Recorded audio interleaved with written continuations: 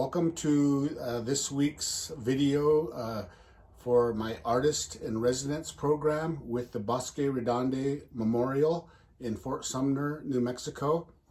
My name is Steve LaRance. I am a Hopi jeweler, and I'm coming to you from my studio in Hopi-Assiniboine, Pueblo, New Mexico. And today we're going to finish the project we started last weekend, the Tufa sterling silver ring with the water wave design. So today we will finish up that project, and then we'll also talk a little bit about the history of silversmithing in the Southwest. But today we're going to finish our casting project, the ring that we've been working on. This is a water wave sterling silver ring. And right now it's not very bright because it's just got poured. We poured this with the Tufa method that I talked about in the video last week. And today we're going to go ahead and finish this particular ring to get to the point where we have a finished sterling silver ring, and it'll look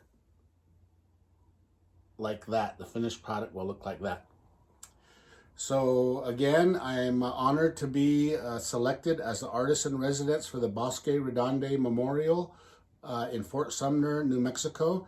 And we'll get started with finishing this ring. And you'll see the process of filing, sanding, bending, soldering, and polishing this ring to get to the final finished product of this ring. So we have our cast ring here, sterling silver, and this one measures about almost 2 3/4 of an inch. So this will probably be like about a size 10 or 10.5 or 11. So the first thing that we want to do is we want to clip off all of these protrusions that come out of the side of the ring here, because we want to smooth this edge out. So I'm going to go ahead and take my wire cutters, is what I normally use, and clip all of these little protrusions off. And that kind of cleans up the edge of the ring.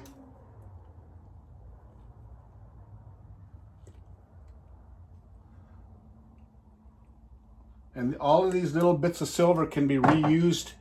They can be reused in other projects down the road. So now that we've cleaned it up, I've clipped off all the edges, and there's still a little bit of a rough edge up there. And this is again called the sprue. This is the silver. This is the extra silver that kind of went into the mold as we poured the molten silver through the sprue.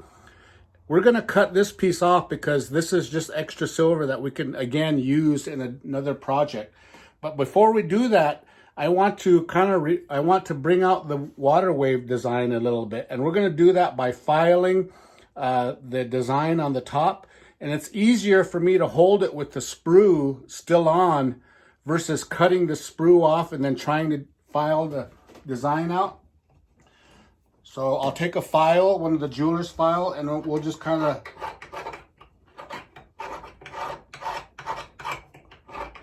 file the top of the water wave design to bring that design out, and that kind of gives it some contrast.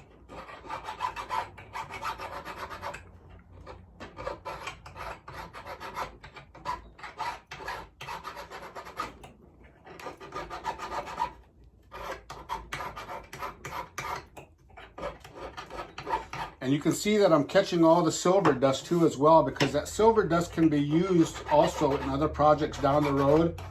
Or sometimes jewelers will just sell it back to the silversmithing supply company to get money so that they can buy other things. So it's called scrap silver.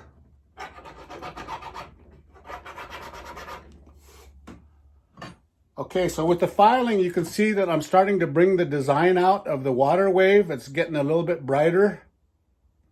So we will continue doing that until we have the design nice and filed and sanded at the top.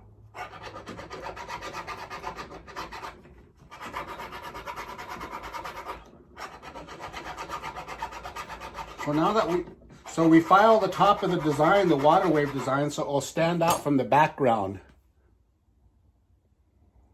So you can see I've got a good filing situation going here. I filed the design, and it's popping the design from the background of the ring. Then we'll take our file, and again we'll, as I mentioned, we cut off those protrusions, but we want it, it's still kind of rough on the edges, so we want to take our file, our jeweler's file, and kind of file that edge down nice and smooth on both sides of the ring.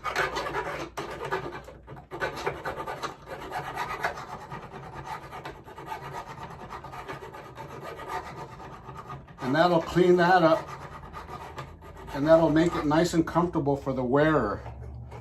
We'll actually turn it upside down and kind of round the back edge off a little bit with the file. We're going to round that off. So when the owner of this ring puts it on, it'll be nice and smooth on the edges. There won't be any sharp edges, because you don't want to have any sharp edges on a ring. And again, on the back, you see it has my information, my Hopi name, my clan symbol, and my Hopi tribal affiliation. We're gonna just slightly sand that too, so it'll pop out. But this will be the inside of the ring. So we're gonna sand that to pop out my name, my clan symbol, and my tribal affiliation. And you can see that it's starting to come out. There's the sun symbol, there's Hopi, there's my Hopi name, Wikviya. Now what we'll do, now that that's cleaned up somewhat, then we'll take a jeweler saw.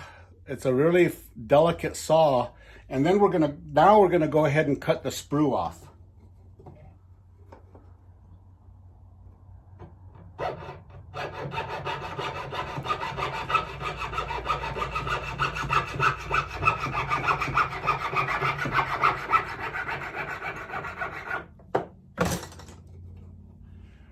Now we have the ring, and then as I mentioned, this is the extra silver, the sprue. We're just going to go ahead and put that in our tray. We can use that for another. Project later. But here we are. We've got our ring filed and sanded, and the sprue is cut off.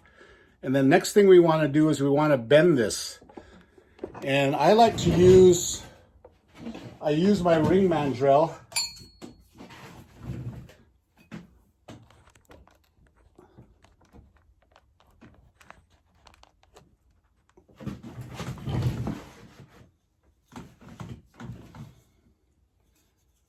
Put it between my legs just kind of for support. And then we're going to take our ring and start the bending process. Now this is sterling silver, and sterling silver is somewhat, one of the properties of metal is it's what's called malleability, because it bends. But after working this and bending it and pounding it, it gets a little bit what we call work hardened. And I've bent it like about a half semicircle, and the metal gets kind of work hardened. So we got to do a process called annealing to soften up the metal again. And basically what I'm going to do is I'm going to reheat this till it gets to be about an orange glow. We don't want to heat it too hot. And then after that, we're going to rebend, continue bending this. But we're going to do an annealing process first.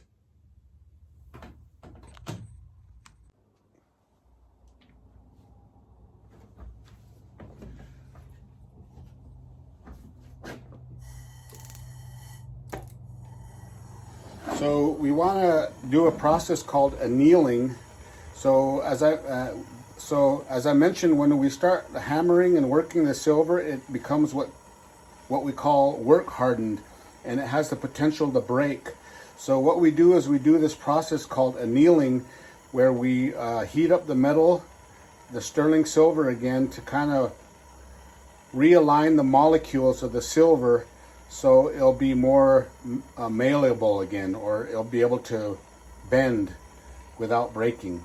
So this is just a process that we do just to ensure that we have good ductility, and that we will prevent the silver from becoming too work hardened. So you see we're just going to kind of warm it up till it's like a little bit orange.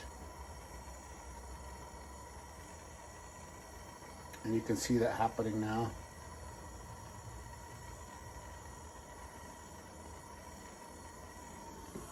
And then we'll just let it cool down for about 10 seconds. And you can see it's turning from orange again back to a grayish color. And then we'll quench it in the acid, and then we'll dip it in the water, and that will then we'll begin the bending process again. We just got done with the annealing process, so it softened up the silver, and we're going to continue bending it.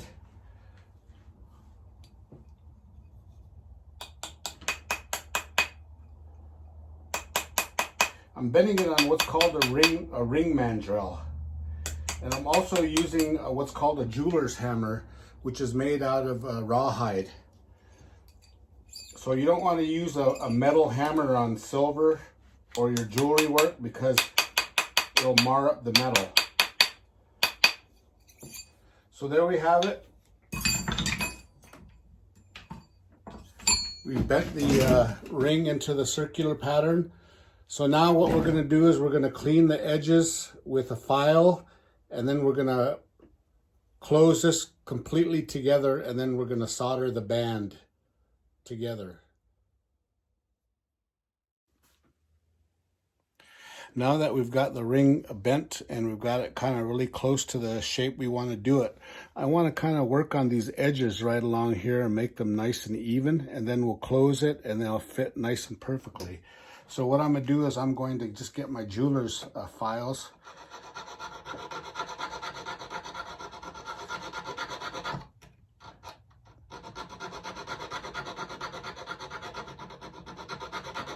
And file these edges nice and flat. And try to get at an angle, you know, so they'll meet each other real nicely. So there won't be any gaps when I put it together. These should be like fit real tightly together, both of these ends. So to make that fit nice and tight with no space between them, we're just going to kind of file these ends a little bit flatter. So like when they come together,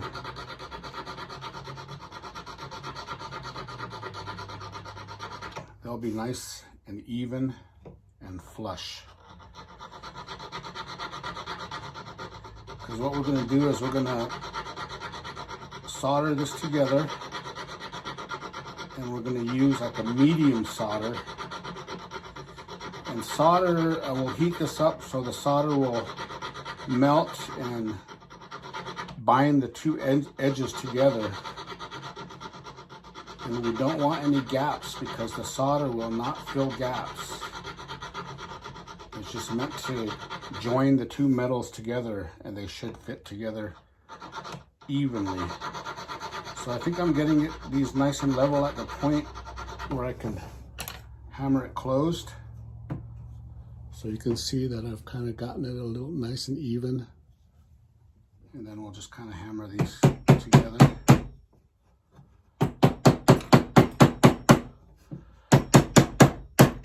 To create a nice tight seal. You can see it's getting closer.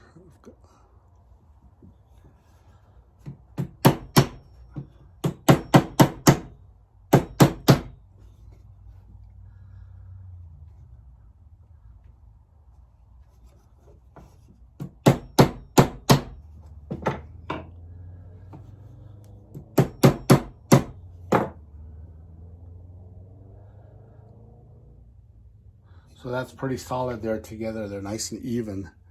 So I'm just going to take that to the bench, and then we're going to solder that together.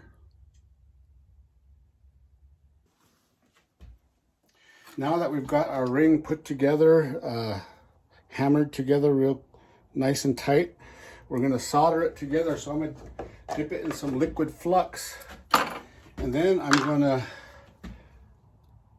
put a little flux, paste flux on that seam there, So what the flux does, it helps the solder flow and join our two ends of metal together. So the flux helps in that regard. It helps the solder flow. So we're going to put it on our fire bricks here, nice and even. And then we're going to put a little bit of medium solder, which is a real small, tiny piece of medium solder right on that join.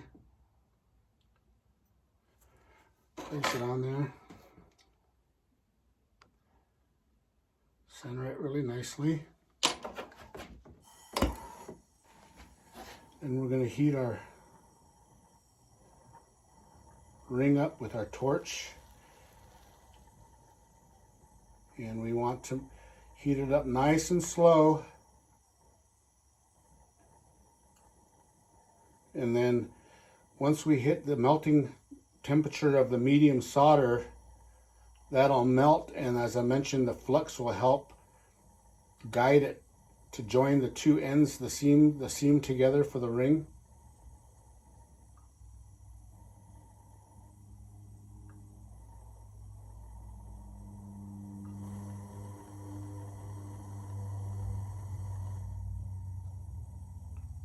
And then we've hit our melting temperature. And the solder has filled the join together. Of course, that's very hot. Then we're going to dip it in the acid. And then we're going to rinse it off. And then we have a nice soldered piece, nice ring. Then what we'll do is we'll take this and then we'll reshape it with our ring mandrel.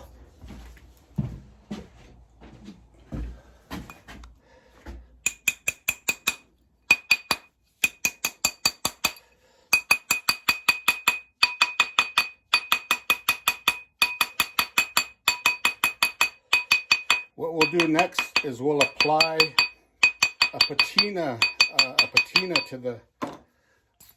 to color the metal. Give it a dark patina so the silver water waves will really contrast nicely against the patinaed background. And so we're shaping this now, since we've soldered it, we're shaping it back into a nice round shape.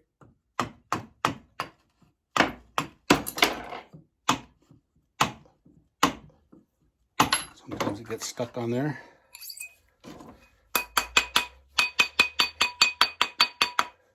It looks like this will be like about a size 10. I think that's what we said we were looking that it might become. Okay, now we've reshaped it.